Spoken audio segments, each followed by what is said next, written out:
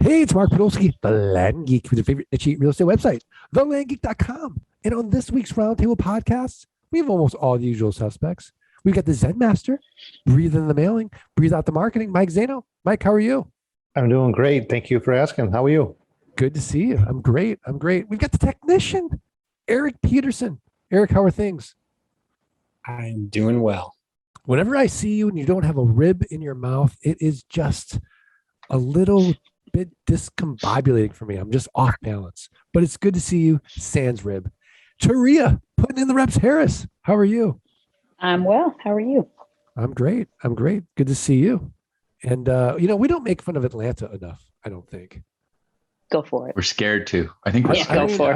I don't even know Go where we for it. start with the Coca-Cola, the peaches. I'm not know. from here, so have at it. All right. Well, Eric's not from Nashville.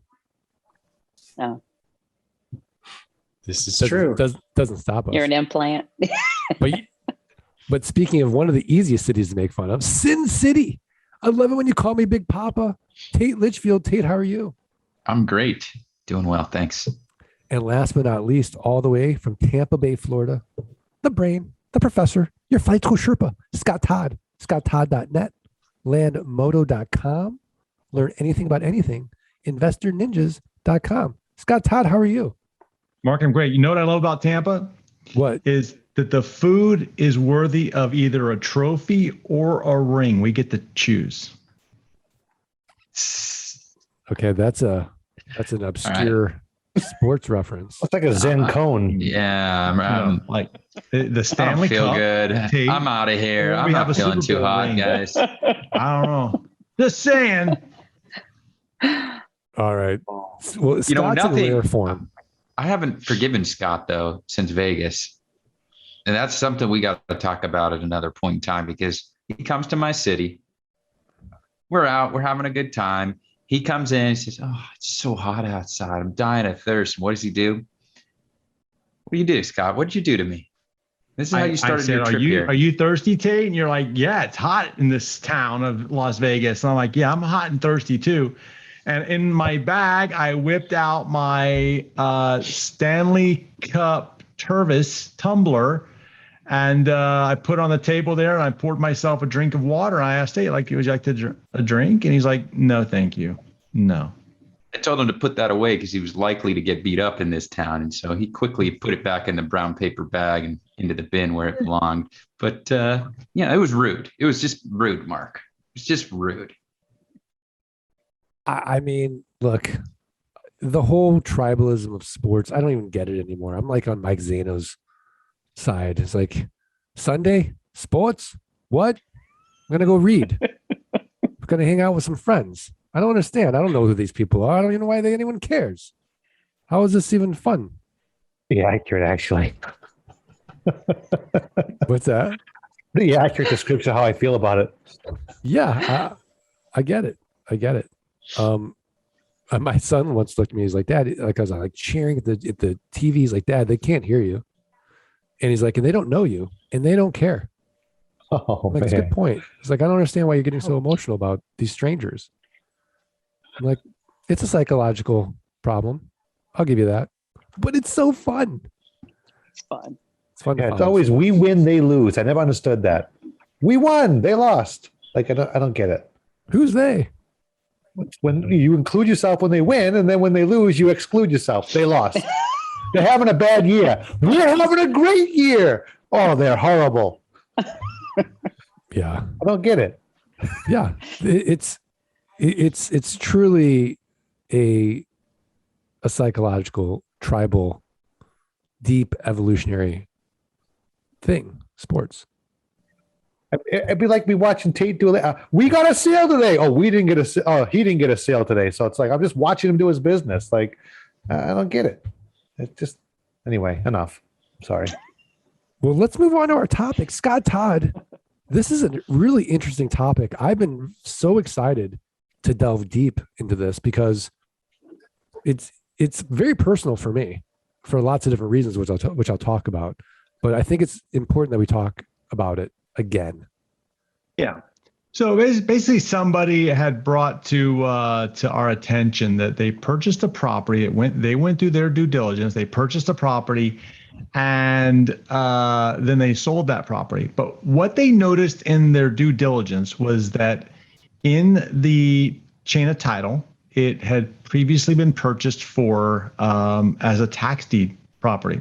Now, the thing about tax deed properties is that you just typically can't turn around and sell it as a cash buyer. I mean, you can, but if your buyer or someone down line wants to take it through a title company, a title insurance is not going to issue a title insurance policy on a property that was purchased at tax deed auction within a cure period. Typically, it's like 4 to 7 years. It depends on the state, right? So, I mean, it could be less than that, but typically it's like that 4 to 6 range, and each state's different. But the title insurance is going to look at that and say, well, we don't want to issue a title insurance policy on that. Now, that doesn't mean that the property is not sellable. It doesn't mean that the property is not, you can't sell it. It just means that you don't have what they call marketable title until the period cures. And there is a way of curing it. You can take it, there's 2 ways really to cure it. One, you could take it through a court action called quiet title, or you could take it through a service like Tax Title Services, who were on this podcast in the archives. They were on this podcast and they talked about that. So either one of those 2 ways to do it is possible. But it brings up the point. One, would you guys purchase a property that in the chain of title has a tax deed property, or it was purchased at a tax deed sale? Would you purchase it, number one? And 2, what would you, if you did buy it, what considerations or concerns would you have? Well, I know that because he voxes me every day and says, Mark, can I start with these difficult questions on the Art of Passive Income podcast? And I always feel badly saying no to Mike. So, Mike, why don't we start with you? Okay, well, I have purchased directly from the county tax deeds. I have purchased where they're in the chain of title, and I've sold them. I will say they're typically lower value properties, and I typically sell them on terms, and I do disclose, to the people that's how, it's. But I haven't had any issues, so I'm not. Is the question whether or not we would do it, Scott, or is there any concerns we'd have? Well, the question is, would if you saw a tax deed in the chain of title, would you buy the property? And Yes. if you did buy the property, and you kind of answered this, would you? What would you do? Would you, like you said, you would disclose it to a buyer, a terms buyer, or a cash buyer? You would disclose that. But I think you did. You just hit on something. Okay. It's priced to that, right? Yeah, I do it on, these are lower end properties, that it's not like I'm buying anyway. Yeah. So I've done this a lot, right? And I've sold them on terms and I've never had any issues, and I do disclose that, and it's fine because I'm getting them at a great price, and the people that I'm selling it to are getting them at a really good price with easy terms. So they've all been happy. So I personally do not have any issues with that. Okay. Erik, the technician Peterson, any issues with buying tax deed properties, reselling them before the, redemption period or the period of where there you'd have marketable title? No issues here. We've done it before, and I'm sure we'll do it again. Typically, those properties are sold on terms, and typically the redemption period has expired prior to the sale being finished. In other words, the note being paid in full. So at that point, we're going to have marketable title. And it is, I suppose, a small risk, right? Doing that. But as long as I know that I'm taking that risk and I'm willing to stand behind that property, if something comes up, then, there's not a whole lot to worry about there in my perspective. So yes, we do it. Okay. I like the whole risk reward ratio that you brought up. Teria, putting in the reps Harris. How about you? So we have not bought those types of properties, but I don't see why we wouldn't. We just haven't come across any.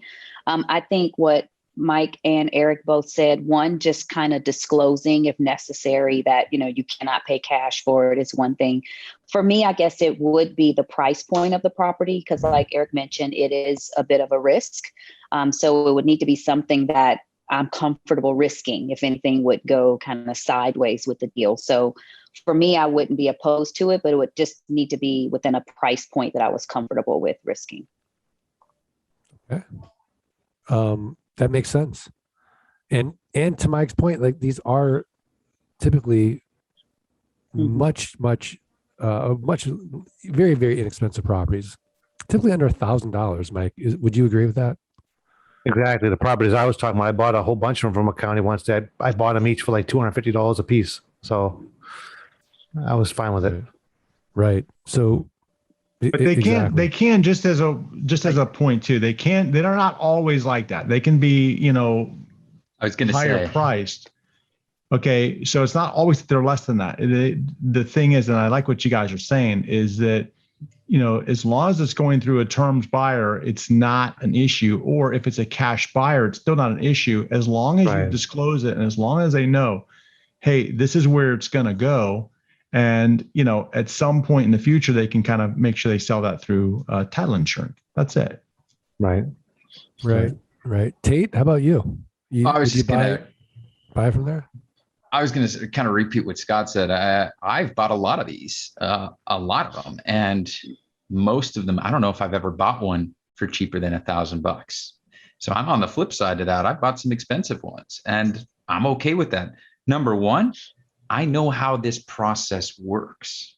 And I think that's the key is you might need to get some education, right? You might need to make some phone calls. You might need to know if, what, how this whole process happens. And if you understand that, that should boost your confidence or help you steer clear of them if that's not what you want to take on. So for me, I have the knowledge, I have the risk tolerance. I'm okay with it. We buy these. If the price is right, I'm going to do the deal. Period. Like Zaino, what are your thoughts? Yeah, no, I get it. Yeah, it just happens to be the ones that I purchased were smaller in value, but knowing what you're doing and knowing knowing all the mechanisms in place and being able to explain them to the buyer. I mean, that's it. It's not a concern if you can address it in a way that makes them feel comfortable. Right, Scott. What are the risks of buying tax deed property? Yeah. So basically the reason that the title insurance doesn't really want to issue the title insurance policy on it is because if there was a technicality where the county did not notify the sellers or the previous owners in a tax deed situation, your property is going to be lost. Well, then they could make a claim that says we were not properly notified. Okay, so the county, before the county just takes the property away, they get multiple notices. They're getting notices that their taxes are late. They're getting notices that, it just doesn't show up at the tax deed auction. They get certified letters. It's hitting multiple addresses. If they find multiple addresses, the owner, the state, or the county, if you will, goes through a rigorous process.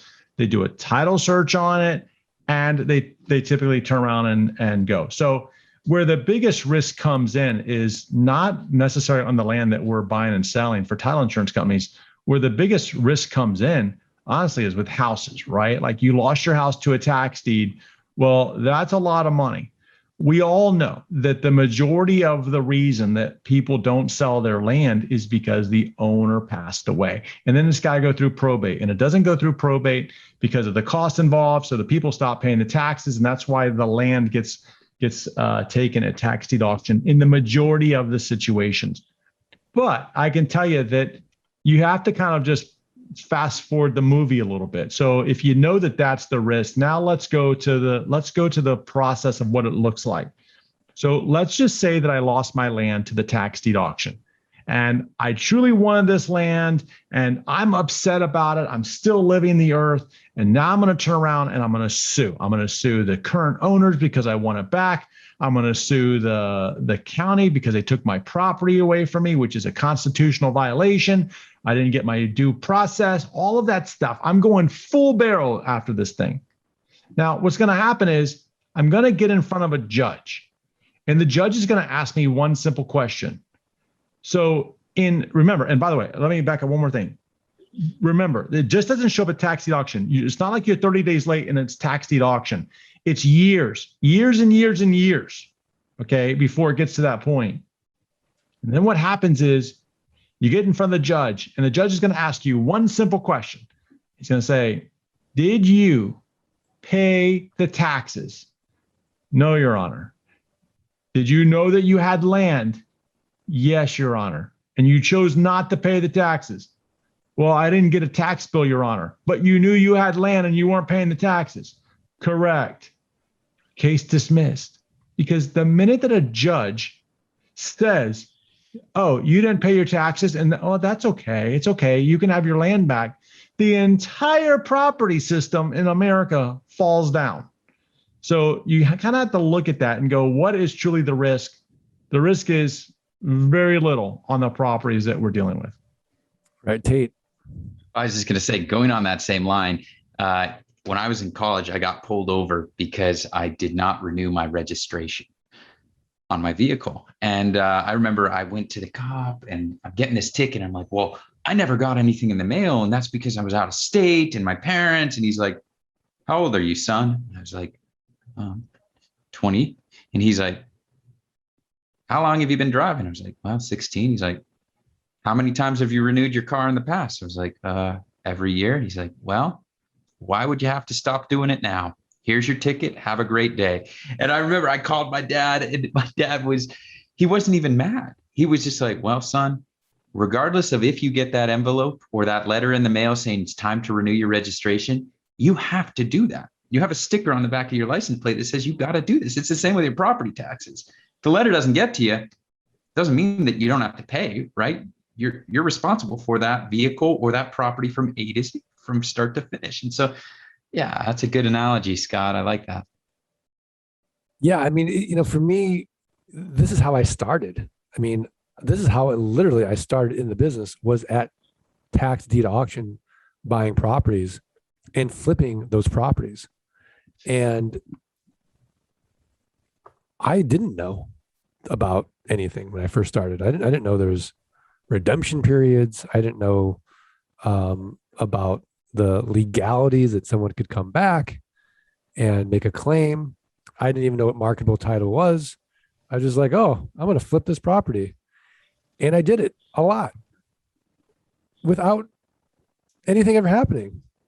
And so as I started, getting a little older and realizing, oh, maybe I should learn more about this whole business, then I started seeing, oh, there's a little bit of risk with this. I do remember there was one time at a Texas deal that I just got like a notice saying, hey, there was a redemption and I had sold the property, and the county just sent me a check and said, here, this got money redeemed, back. and I just, it's like, okay, well, here's your money back. Like it was, so there's always a way to resolve it. So to get back to what Scott was saying, if this does happen, you have ways to solve this problem. There's no problem that can't be solved in the land business. So if it happens, then go through Quiet Title, go through taxtitleservices.com, save some money. So there's always a way to do it. And, and to Tate's point, ignorance is not an excuse. I didn't know is not an excuse. If you were in the land business, do your due diligence and be in the land business and know what it means when you're buying a property from a tax deed sale. Who's responsible, Scott Todd? Who's responsible is the buyer is responsible. The buyer's responsible. 100%. 100%. I mean, you have to know. You kind of have to know what the story and what I mean. If you just look at a chain of title and you're like, well, it's on there, but I don't even know what that means, and you just roll with it, well, then you that's on you, right? Like, the whole thing is it continue. Life is we all know this, right? Like life is all about education. You see something you don't know, ask a question. I don't know what that means. What does this mean? Have a conversation with somebody, but definitely, keep learning and keep asking questions. It's the only way to figure this stuff out. And I think it's just it's a better way to go through life, is having the attitude, I'm responsible for everything that happens to me in my life. Because if you have that as your life view or your attitude through life, you have total control. And I mean, I think Scott Todd, we were talking about this maybe a year or two ago, where you were getting a backup generator for your house because the electricity went out. And I was like, oh, I forgot, like, oh, I said something flippant, like, oh, that if that happens, it's not my responsibility. Like, no, everything's your responsibility. Like even acts of God are your responsibility. And you can do something about it. If the power goes out, you have the power to go to Home Depot and get a backup generator. So, so if it does happen to you, worst case, it's a learning experience. Yep. Best case is you have total control for next time. And I just think it's a better way to go through life. It's not fun. I'll grant somebody that, right? But I just think it's just a better way to approach things, get educated, keep learning, keep, listening to podcasts. And when you don't know something, ask questions. Don't just assume anything. And keep learning. And if you make a mistake, own it and say, okay, next time I'll do better, and learn from that mistake and not look at the world to resolve those problems. Okay, I'm off my soapbox. And we're back to the podcast, which means that we get to go to our tip of the week. But before we do that, before we go to Teria's tip of the week, I want to just give Scott one last opportunity. Is there anything else you want to add? No, I think that's good. Okay. Well, I just want to have to mention our sponsor, which is Flight School. Learn how the next 16 weeks can transform your life. Start building that passive income without any headaches, no renters, no rehabs, no renovations, no rodents. How are you going to do it? Well, the best way to learn is by somebody who's done it thousands of times, a master at it. That's the best way. And so have Scott Todd take you up that mountain of land investing quickly, safely, and efficiently. Oh, I know what you're thinking. Well, what about the tuition? It ain't going to cost you nothing. Guaranteed. 180 days or less, you're going to make back that money. Learn more. Start building your own land business. Go to landgeek.com/training. Schedule a call. landgeek.com/training. Teria putting in the Rebs Harris. What is your tip of the week? So my tip of the week is really about our community, the Mighty Networks, where we all gather and we share information, we distribute and disseminate information. What I've noticed is that some people are now joining and using these fraudulent names or nicknames, I'll say even. And so those accounts look a little trollish to me. So my recommendation and my tip is use your actual name when you sign up for Mighty Networks. If you want us to engage and communicate with you, we would like to know actually who you are, and don't kind of hide behind some fictitious name. I love that tip. In the same way, if I went to a conference and everyone had their name tag, Erik, Tate, Mike, Scott, Teria, and I put Bug. What? Bug. That's your name is Bug? Well, it's not really my name. I just like to be stealthy. I like to go by Bug. Just call me Bug. I mean, who would Maybe you really, Bugs. Bugsy. or something like I don't know, some crazy pseudonym. Bug. Mosquito. Fly. Mosquito, right? Grasshopper. People in the community are not going to trust me. Exactly. It's just the way it is. Just because it's online, it's still a community, and you want to treat it as such. Just like if you're going to meet someone in person and they said, "Hey, what's your name?" You wouldn't say, "My name is Papa John's." Yeah, you wouldn't want to meet your neighbor and say, "Hi, I'm Bug." I'm Bug, or I'm, I don't know if you can rely on that neighbor. yeah, I'm a colorful shoelace. I don't know. Mark, we had someone join the other day, and their name was Brew Duh Coffee. Seriously. And the thing is that guess what? They're no longer in the network because you got to use your name. Yeah, I mean, I love coffee, but when I go to Starbucks, they say, "What's your name?" I don't say Bruda. Like no, it's like this is what we do in civil society. We use our names. That's why latte for Bug, latte skim milk for Bug. yeah, exactly. So I think it's a great tip. Anyways, I do want to thank the listeners and remind them the only way that I'm going to be able to cajole the rest of the Land Geek coaches to keep coming on the Roundtable podcasts, giving value, is if you do us 3 favors. You got to follow, rate, review the podcast, send us a screenshot of that review, support at thelandgeek.com. I'm going to send you a free copy of a signed copy of Dirt Rich, which in the NFT world might be going for 1.2 million Ethereum someday. I don't know. Could. So takes you 2 minutes. Could be a Ethereum millionaire. You never know. Erik, are we good?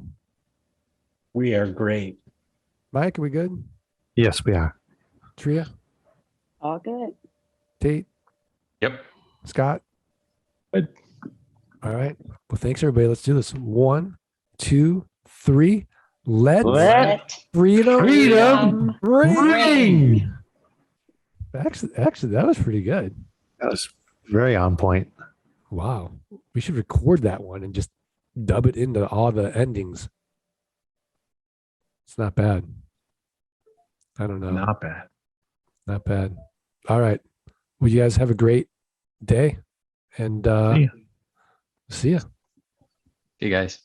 Yeah. Bye. Thanks for listening to the Art of Passive Income podcast. Start your journey at www.thelandgeek.com and www.scotttodd.net. Rate and review the podcast and email support@thelandgeek.com. Your screenshot for a free passive income launch kit.